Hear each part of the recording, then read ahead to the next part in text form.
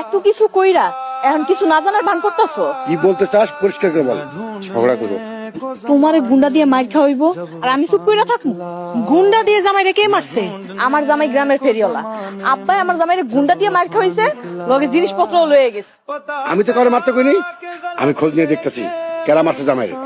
আর ভালো শাস্তি হইব না, আমরা বড় লোক হমু, কেউ আমাকে ঠেকাইতে পারবো না। ফেরিওয়ালা দেখে জামাইটারে এইভাবে লোক দিয়ে পিটাইলেন আপনি? অনেক ব্যথা নাজমা। গরম পানি সেক দিলে ব্যথাটা একটু কমবো। ঘরে তো কিছুই নাই, দুপুরে খাইবা কি? একদিন না খেলে কিছুই হইব না। নাজমা, কি রে গরিবের বউ, তোর জামাইরে নিয়ে গ্রামে গ্রামে ফেরি করতে যাবি না? রাতুল ব্যথা পাইছে। ব্যথা পাইছে না পোলাপানে তোর ইচ্ছা মতো পিটাইছে? আমাদের কাছে লুকানোর কিছু নাই, আমরাই গুন্ডা।